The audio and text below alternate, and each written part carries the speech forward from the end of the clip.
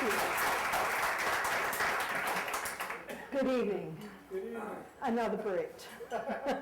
This is just a little part of a long story, but I've got to cut this down to 5 minutes, and this was the most exciting part. Can you still hear me?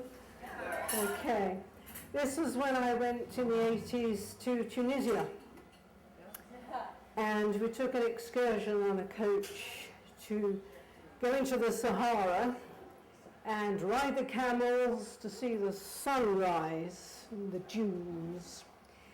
We'd had a very early start, 3 in the morning, and went through various, saw Carthage and Algem and a number of things.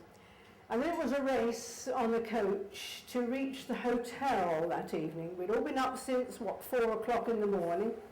Been a long day. The coach raced through. I think there was a coachload of Germans as well.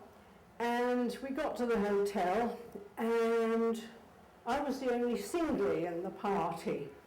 So all the couples were given their keys, and off they went. I didn't know where they'd gone.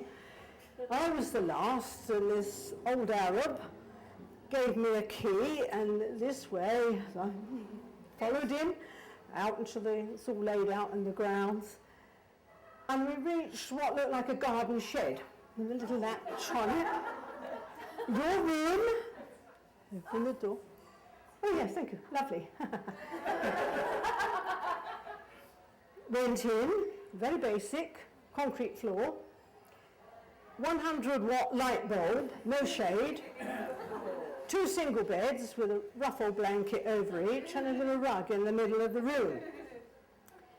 And a grill, a window with a grill, no curtains. So when I'd drawn the short straw, shut the door, made sure it was locked, and it was freezing, because in Tunisia it gets very cold at night. And I thought, well, I can't undress, it's just too cold, and I was dead tired, and we were going to be called at 3 in the morning, because we were going to go on the coach, get to the camels, and then ride into the Sahara and see the sunrise. So we're looking forward to that. Anyway, sat down on the bed.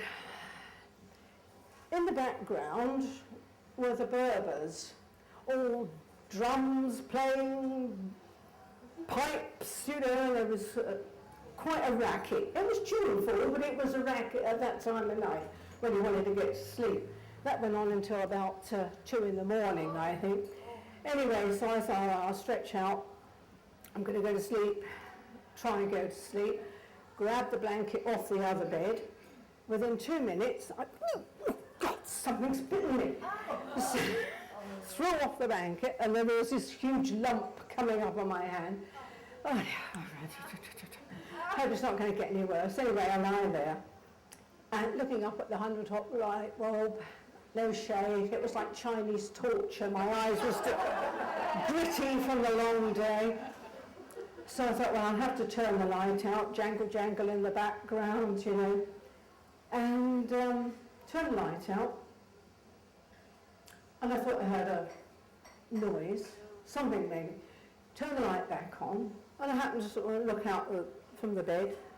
I didn't see a stain down there before on that little rug. It moved, and it was a cockroach. And looking up at the 100-watt light bulb, I could see a stain on the wall. God, they climb. So I looked under the other bed, and I could see another one sort of up underneath the other single bed. And something else caught my eye. And it was a little run of ants coming out from under the other bed and going towards the door and very near the end of my bed. So I thought, oh God, they're going to be coming up the bed leg, and better tie my trousers down inside my socks or something. And I couldn't turn the light out because I thought if I turn the light out in the darkness, there's going to be a horde of cockroaches. So I lay there, staring at the 100-watt light on, with the lamps going, and I was watching them, hoping the cockroaches weren't going to come out from under the bed. People walking past this grill, I suppose they could see me lying there as well. Berbers banging the drums and the pipes in the background. I thought, oh God, I can't sleep. I'm going to go up and find my way back up to the lounge.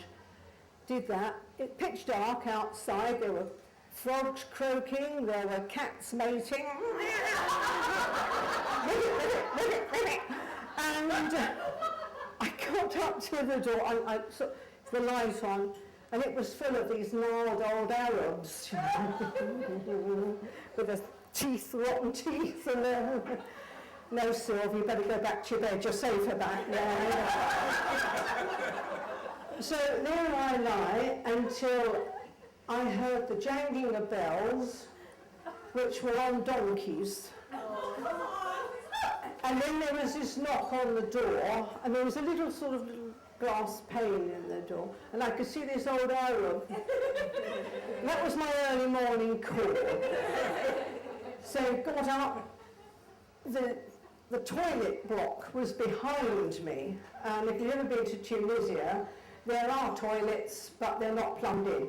And tried to have a wash in the basin, and then his hand, I could see his hand coming down the passageway, and this little Arab came in. Being a stalwart Brit, I said, oh, good morning. And he disappeared, and I disappeared back to my room, made it for breakfast. I said to the others, where the hell were you? Oh, we had lovely rooms and basins as well.